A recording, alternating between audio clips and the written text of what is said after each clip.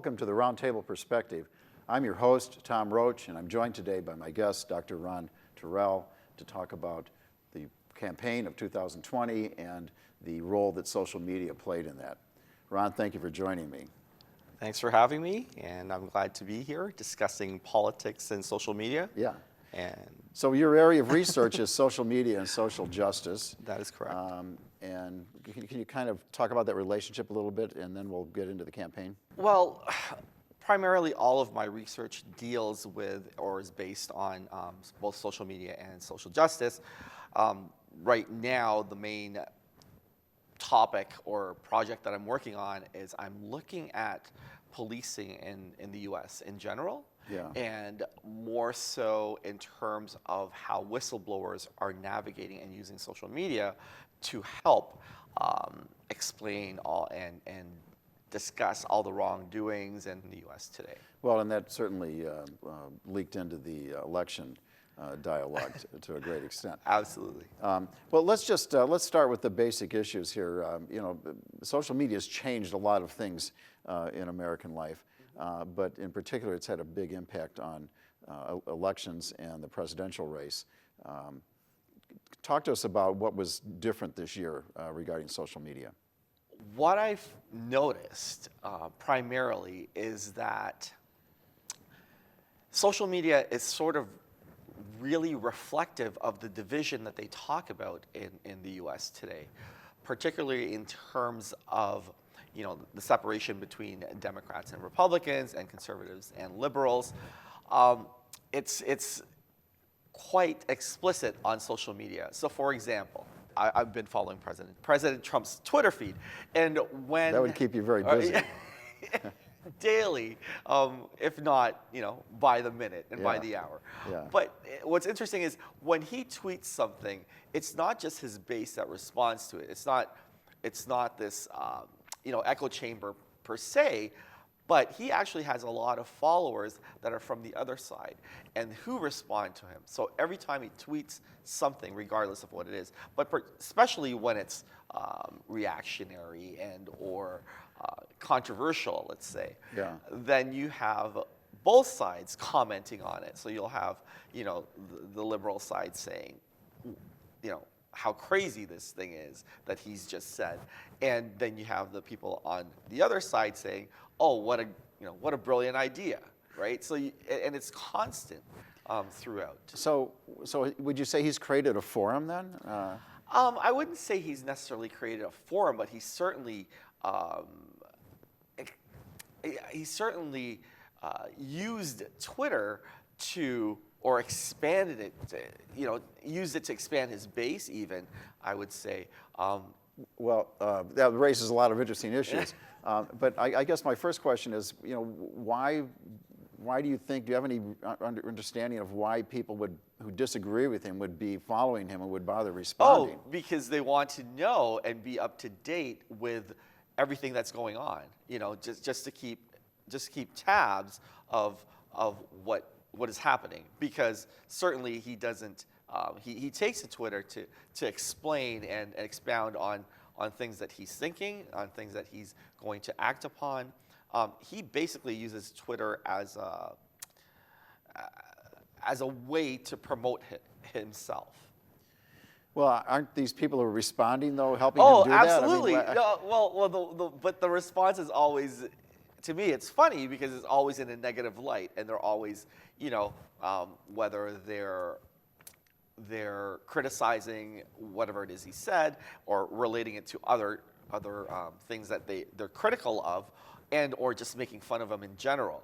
So there's a lot of different responses to his tweets. So I'm also curious about the volume of this. So if he does a tweet, I'd say at some given day at 1 o'clock in the afternoon, how many responses might he get by 2 o'clock? Okay, so thousands, literally thousands. However, it's hard for me to determine which are those people against him, which are the people who are for him, as well as he has a lot of bots as well that follow his Twitter account, and those bots amplify his reach as well, right? Explain, what is that? So bots are automated accounts that are manned by who, depending on who created it or who you believe.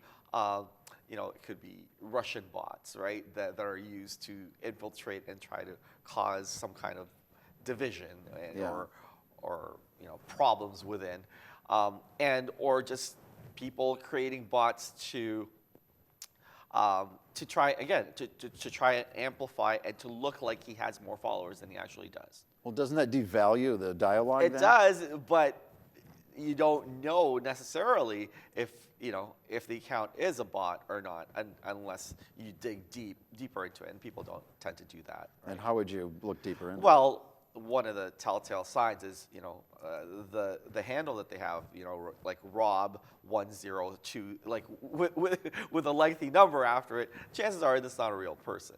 Right? Yeah, so you pick up little clues like that. Sure. Yeah, and then you mentioned Twitter letting this go on. Yeah, I mean, it was just recently that they actually started flagging some of his tweets as being controversial and or untrue. So now they'll actually have a message on his tweet that says, they'll fact check it and say that, perhaps this isn't the actual truth, or this, using that kind of phraseology, indicating that, this is probably, untrue. Yeah. Well, isn't there a free speech issue involved in that? Sure, absolutely. And one of the consequences or one of the results of Twitter doing this is a lot of Trump's conservative followers don't like the fact that Twitter's doing this. So they've started moving on to Parler. It's an actual movement to get more of the same kind of like-minded people to go onto this new platform called Parler, where they say they promote freedom of speech, but it's still in itself an echo chamber for those. And so it's mostly conservatives going on Yeah, this? I haven't. You need to set up an account. This is what I've heard. You need to set up an account in order to join, and they ask for a phone number. So that's in itself problematic, in terms of privacy issues. And in their website, they actually ask for your social security number. Again, I've heard, to access some of the applications that they have in there. That seems very prohibitive. It is very prohibitive, and just recently they were hacked, and who knows what kind of information has been pilfered from them. Interesting. Yeah, very interesting. So that's what Trump's been doing, obviously, but he's been doing that all along. He's right? been tweeting forever, so this is not new. What strategic things were the parties doing during the election? In terms of the Republicans again. Let's do the Republicans. Okay, so flip. Yeah. Since even before the election, it was constant. I would say it was constant attacks on the liberal policies and Biden and Kamala in general, and they would say things like, a vote for Biden is a vote for socialism, and things that kind of rhetoric was very prominent on social media, and it still is, I would say. And on the other side, the anti-Trump people would certainly point out a lot of flaws, let's say, as well as a lot of things that he's done or not done in terms of COVID and the pandemic, and pointing out these things, these issues, in order to attack that side. I think was it 2016, the presidential election was the most talked about topic on Twitter or social media in general? Yes, for sure. Yeah. So a lot of this is planned and money's being spent on it, right? Mm-hmm. What about the structured side of this? Are there... In terms of the structured side, I would say that what I've noticed primarily is from the Democratic side, they are promoting, or they were promoting, the issues and the things that Biden would and Kamala would come in and do and change. So right? they're doing some of the things that they've traditionally done Absolutely. through So- newspapers and brochures Right, and right. things. They're putting them They, out. yeah. So the Democratic Party didn't really necessarily engage in the target in the attacking. So they were more talking about, a lot of it was about the policies and things that they would, the change that they would be implementing with if they won. Whereas again, what I noticed from the Republican side, there were no policy discussions. There were hardly, it was a lot of negative talk against the Democrats, and again promoting this idea that a vote for Biden or Harris was socialism or communism, right? Yeah. And those were the talking points. Have you done any research on the audience that's being reached here? I mean, obviously, there are Republicans who would like, and conservatives who would like more factual information, just as there are on the Democratic side. Yeah, you would But think. are those not the people who are following this stuff? I would imagine that there are. That's not part of the research that I'm doing. I'm sure that there's research being done on the actual audience and the audience effects and who's following who and who's doing what. But yeah, that's not. I don't do that. Now, in the previous election, when Obama was running against Romney,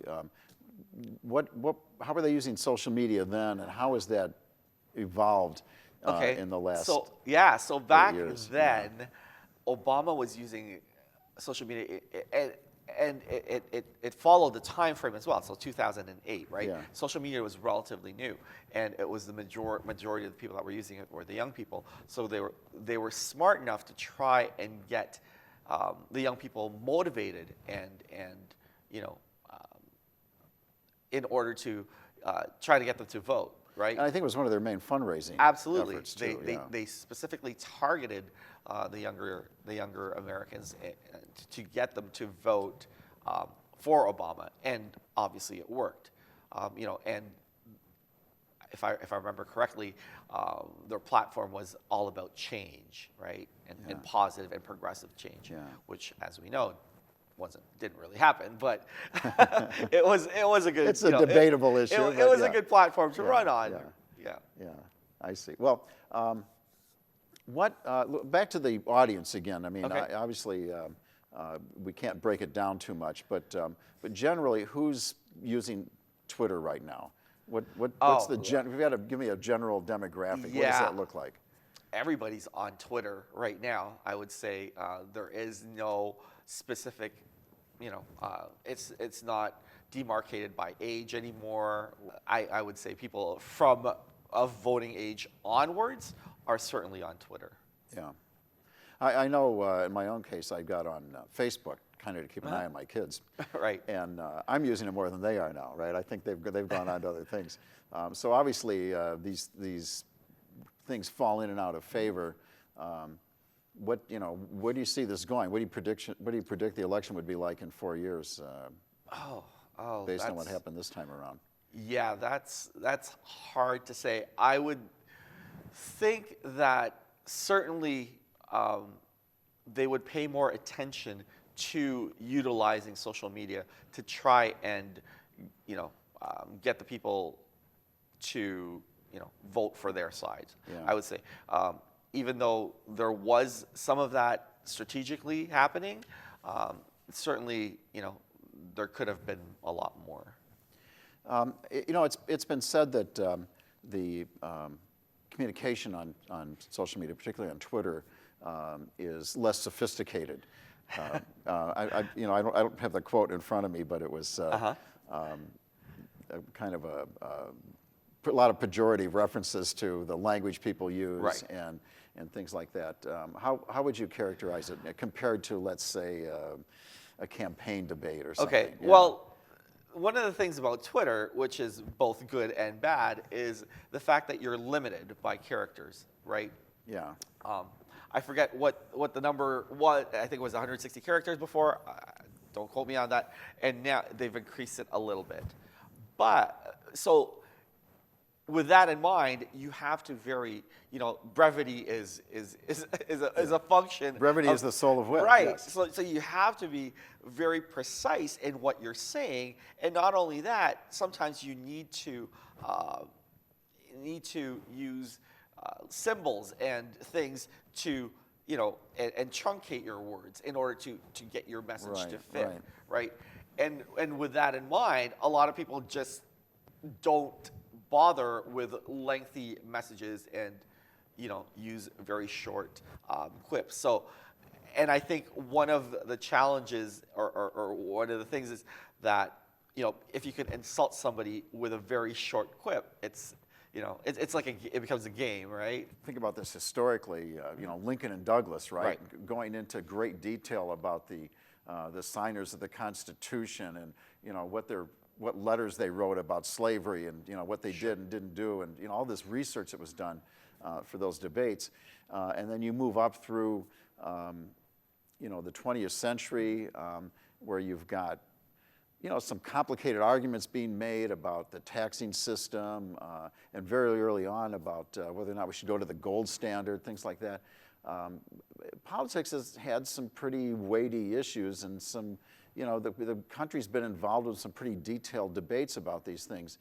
The description you're giving me of Twitter here is that it's kind of reduced that to name calling. Right. I mean, is that true, or is Absolutely. Am I exaggerating it? No, that is absolutely true. But with that in mind, Twitter is merely a microcosm of what's happening in reality. Because if you watch the debates themselves, that was broadcast on television, there certainly weren't grandiose statements being made, and they weren't delving into the issues. It was a lot of name calling. It was a lot of pomp and circumstance without actual substance, right? So I would say that Twitter is certainly reflective of the politics in America today. Well, is it reflecting it, or is it changing it? I mean, is it changing? The medium is the message, right? Right. That's a good question. Right now, it's reflecting it. Now, is that going to, because it's doing that, is it going to change? Is a good question as well. Like, hopefully, this is not the norm. Hopefully, it's not shifting things so that this will be the new normal, right? Well, I mean, certainly Trump was a non-traditional candidate for president, right? But he seems to have fit the Twitter modality really well. Absolutely. And he had a massive followers that also were tapped into that. So that might indicate then that we're moving in a different direction here politically, right? Right. Well, what was good, well, if you want to call it good, what was good about Trump is that, in conjunction with Twitter, is that his way of speaking and way of articulating himself fit very well with Twitter. Like, he would just call somebody a loser, or whatever it was, right. And it would fit in within the framework of those characters. So it's certainly a great tool for him. Well, but what I'm wondering then is, if you want to delve into this, do candidates in the future need to look more like Trump and less like Hillary Clinton to go back, another 4 years? Yeah. Right, and that's the big question. Do people, or can you become articulate, but with brevity, right? So that would be the counter to just normal colloquialisms and names calling. Well, and certainly, that's possible. Poets are very articulate with brevity, but poets don't speak to the broad political audience, right? If you're running for president of the United States, you have to appeal to everybody who's a citizen over the age of 18, and that looks like a different group than it looked like Sure. few So years ago. So does that mean that we're going to lose the great orators of yesteryear, and now we're going to have Yeah. and is that going to be the new demand? Is somebody who speaks to who speaks the people's language, let's say, because that was certainly one of Trump's big appeals, right? I heard it all the time where his followers would say, "Well, we like him because we understand what he's saying and he's speaking to us," right? So, Yeah. who knows? Is that the new normal? I don't know. Well, it's certainly entertaining. I get the sense from talking to you that you've been entertained by following it. Well, I've followed it for Yeah. a lot of different reasons. A lot of it, I have a lot of research projects in mind. Right. That I can, Right. I jokingly I would say that Trump is going to keep me relevant for the rest of my career. But that's jokingly, but literally Yeah. that is the case. There's so many different facets of analytical inquiry that we could do with Yeah. his use of Twitter alone that would certainly carry one through their career. Well, it's interesting that you're, doing some scholarly research projects on something that is sort of the antithesis of scholarship, right? Right. These are very spontaneous comments. But I guess getting back to the point that we were talking about a second ago. I mean, is this really making it less difficult for us to reason as a culture and as a political entity to come to conclusions as citizens about who we are and where we want to go? Are we still going to be able to have those discussions when we need to have them? I would like to believe that yes, we are. However, with the way social media is functioning right now, it almost seems to be that the one who screams the loudest, or the one who has the wittier comeback, Right. they will get the response that's the wanted response, I guess, right?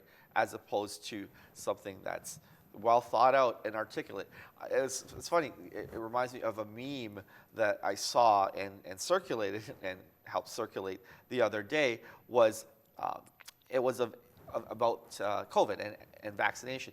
So it was an anti-vax. So the vaccine researcher was a person in a lab studying how vaccines work, whereas the anti-vaccine researcher was a girl sitting on the toilet on her cell phone. So that was the research being done for anti-vax. So this was obviously right. an It was attack on the satirical anti-vaxxers. Yes. Yeah. Have you seen anything that was profound or thoughtful or stimulating in all of this? I mean, were there any words of wisdom that came from Trump? Well, or anyone in that medium? Not one thing that's really interesting to me is the fact that how they are challenging the results of the election. So, and again, that's very polarized and explicit in that a lot of the majority of anti-Trumpers are deal with it, using their own words against them, and saying Biden won. And whereas Trump supporters are still debatable whether they have facts to back up their claims, but they're still disputing the results of the election and saying that there was a lot of corruption and underhandedness. And is that movement being fed by people Yes, posting, and so Trump is obviously for that. We have a lot of his supporters. Yeah, I remember following Brexit. There was a Texit movement. Right. I'm not sure if that was started by Texans or by people who wanted to see them move along. Right. But Texas and California obviously go in different directions sometimes than the rest of the country. Sure.